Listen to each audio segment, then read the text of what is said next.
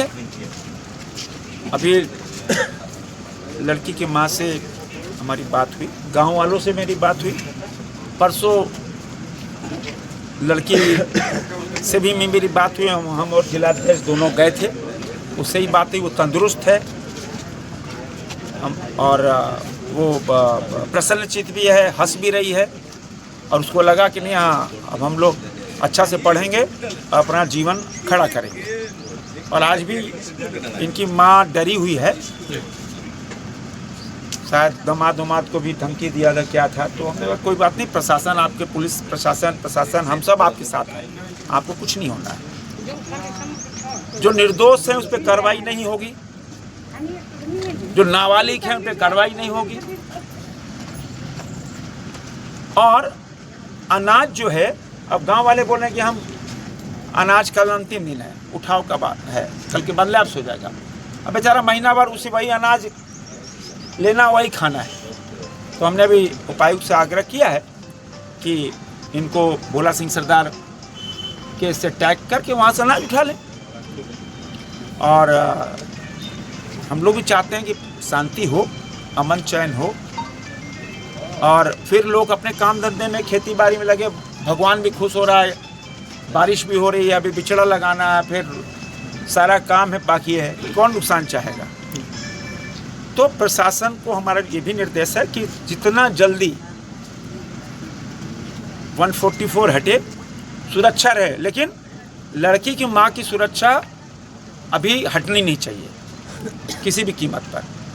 और लड़की, पूर्व उपायुक्त ने हमको बताया था कि पूरा उसका इंतज़ाम कर दिया है, वहाँ उसके पढ़ाई का, रहने का, खाने का सब इंतज़ाम कर दिया है। और लड़की की माँ को 5 बकरी, गाय ये सब किया है, अनाज उनाज दिया है। चलिए आगे हम लोग देखेंगे, कोई किसी को डरने की आवश्यकता नहीं है। हम लोग भी शांति के पक्षधर हैं, लेकिन अन्याय के पक्षधर नहीं है। शांति के पक्षधर हैं, अन्याय के पक्षधर हैं क्या? अन्याय नहीं होने देंगे। शांति करो, हम तैयार हैं, अन्याय के खिलाफ लड़ेंगे। तो प्रशासन, रविशंकर शुक्ला जी ने अच्छा काम किया, ठीक है। वो जैसा हमने परसों बात हुई थी तो वो राजी हो गए थे, लेकिन तुरंत ही उनका ट्रांसफ़र हो गया। अभी उपायुक्त में से हमने बात की है, सब ठीक है। और एक सर, चांडिल को जिला मुख्यालय जोड़ने वाली सड़क में मनिकुई ब्रिज है जो काफ़ी जर्जर है। हाँ, वो उसमें सर संवेदक पर कार्रवाई होगा या फिर अभी जल्द ही? अब तो कल 30 तारीख है और जून में ही दिशा की बैठक हम बुला रहे हैं, क्योंकि हमने कहा था कि हर तीसरा महीना जिला की बैठक, दिशा की बैठक होगी। दिशा की बैठक में हम निर्देश देंगे, हम कभी भी जो भी चाहे कोई सरकारी काम है उसमें बर्दाश्त नहीं करेंगे। और कोई भी कितना ताकतवर ठेकेदार हो, गलत करेगा FIR होगा। जनता सड़क, पानी, बिजली का तरसती है और अफसर और ठेकेदार की मिली भगत से काम ऐसे ही करके भाग जाता है, छोड़ेंगे नहीं किसी भी कीमत पे, और ऐसे लोग पे कार्रवाई होगी। अभी 400 सोलर लाइट हमारे आदरणीय अध्यक्ष जी और मधु गोराई जी को हमने 400 हाई मास्क लाइट दी है। मेरे ख्याल से इसी जून महीने में लग जाएगी, जहां हाथी प्रभावित क्षेत्र है। LED लाइट है, और फिर 1 महीने बाद और हम 500 और देने जा रहे हैं। इसी तरह लगातार लगाएंगे तो 400 लाइट तो जून में लग जाएगी और 500 लाइट भी कोशिश करेंगे जून जुलाई में लग जाए। तो हाथी प्रभावित क्षेत्र में हाथी देखो लाइट से भागता है जी। लाइट जहाँ रहेगी हाथी नहीं रहेगा। तो इसीलिए हम उपाय कर रहे हैं कि जहाँ हाथी कॉरिडोर है, जहाँ हाथी गांव में घुसते हैं, वहाँ लाइट्स लगाएं। मधु गोराई जी और हमारे जिलाध्यक्ष जी और सभी हमारे नेतागण वो स्थान चिन्हित कर रहे हैं। चिन्हित करके दे दिया ना, चिन्हित करके दे दिया है। वो तो सोलर लाइट है सर। हाँ, सोलर लाइट, वो सोलर लाइट। अब लाइट से कोई मतलब, लाइट रह नहीं रहे, अपने आप शाम में जल जाना, भोरे बुझ जाना है, वही लाइट लगवा रहे हैं। और बिजली व्यवस्था दुरुस्त का? अब बिजली व्यवस्था तो भगवान ही मालिक है। अब सैया भाई कोतवाल तो डर काहे का, बालू का लूट आप लोग बोलते बोलते थक गए। अखबार वाला लिखते लिखते थक गया, हम लोग हल्ला करते करते थक गए, चुनाव हार गए। लेकिन अभी भी बालू पता नहीं क्या हो जाता है, कोई छुई मुई है। जब कांग्रेस का और जेएमएम का सरकार आता है, बालू गायब हो जाता है। अब बालू गायब होने से तो बड़ा आदमी को तो कोई फर्क नहीं है, लेकिन प्रधानमंत्री आवास, शौचालय, नाली, सड़क, गली सब बंद हो जाता है। अब गरीब आदमी कहाँ से 60,000 का हाईवा लाएगा? अच्छा, रोजे छप रहा है कि देखो यहाँ हाईवा जा रहा है, लेकिन सब सिंगल विंडो सिस्टम, नीचे से ऊपर तक बंधल है। तो अब क्या करें? अब हम लोग भी बोलते बोलते थक गए। तो बालू की स्थिति, बिजली तो रांची में 24 घंटे में 12 घंटा बिजली नहीं रह रहा है।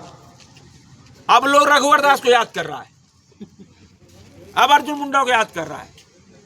घुटवा देने समय तो फिर भुला गया, तो मैया योजना। अब देखो, रघुवर दास का सरकार था तो 22 घंटे बिजली मिलता था। आप देखो ना, हम तो रांची नगर राजधानी में बिजली नहीं है, तो यहाँ तो छोड़ दिए, सिल्ली, ईचागढ़ और खिलाड़ी और सिमडेगा और बुंडू तमाड़ा में बिजली कहाँ से मिलेगा? हालात तो ये कहिए, भगवान तो कुछ रहम कर दिया, गर्मी नहीं पड़ा। अगर पिछला साल जैसा गर्मी पड़ता तो आदमी पीने का पानी पर मर जाता। भगवान रहम कर दिया कि गर्मी नहीं पड़ा, बारिश हो रहा है। जल जीवन मिशन का पैसा खा गया सब। हम लोकसभा में आवाज उठाए, यहाँ बोलते रहे कि देखो ठेकेदार सब मिलजुल के सब पैसा हजम गए। मोदी जी बेचारे वहाँ दिल्ली से बैठ के 140 करोड़ लोग संभाल रहे हैं, इनसे 3.5 करोड़ लोग नहीं संभाल रहा है। पैसा मोदी जी दे रहे हैं, लेकिन यहाँ सब मिक्सचर बना के सब घोल पी के पी जा रहा है। क्या करें बताओ?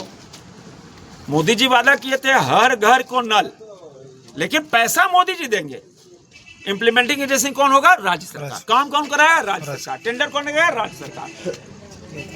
अब राज्य सरकार ही ऐसा करे तो अब क्या करें बताओ? तो अब अभी देखो, जहाँ जहाँ हम अपने चुनाव के पहले सड़क का शिलान्यास किए थे, सब अधूरा रह गया। हम क्या है? हम पूछते क्या हो गया? बोला भैया आधा रोडवा बना है, ओकरो पैसा नहीं मिल रहा है। का सब पैसा सरेंडर करा लिया मैया योजना के लिए। अब क्या करें बताइए? अब कहाँ से पानी, बिजली, सड़क, अस्पताल, बच्चा लोग को किताब कहाँ से देगा सरकार? यही कारण है कि झारखंड में आज हालात ये हो गए, और जिसके कारण आम लोग परेशान हैं। लेकिन हम लोग छोड़ने वाले नहीं हैं, और सड़क से लेकर सदन तक संघर्ष करेंगे, और करते आए हैं संघर्ष, हर उस पर संघर्ष किए। चलिए आज क्षेत्र में किसानों का जंगली हाथियों द्वारा फसल को क्षति पहुंचाया जाता है। लगभग 3 या 4 सालों से मुआवजा राशि अटका हुआ है। किसानों मांग करता है, फॉर्म भरता है, लेकिन उतना ही तक सीमित रहता है, अब तक नहीं मिल पाया सर। इस पर आप देखो, तो ये तो सर्वे करके ब्लॉक में और फिर डीसी के यहाँ भेजना पड़ता है। जैसे हाथी भी किसी को मार देता है तो हमको पता लगता है, तो हम तुरंत उसका 3-3, 4-4 लाख रुपए दिलवाते हैं। तुरंत खेत में चला गया उसमें, या वज्रपात हो गया, परसों ये भी कराएं, वज्रपात हो गया तो उसका पैसा हम लोग दिलवाते हैं। तो ये तो स्थानीय प्रशासन को, सरकार का जिम्मेवारी है कि तुरंत कार्रवाई कर और उसको मुआवजा देना चाहिए।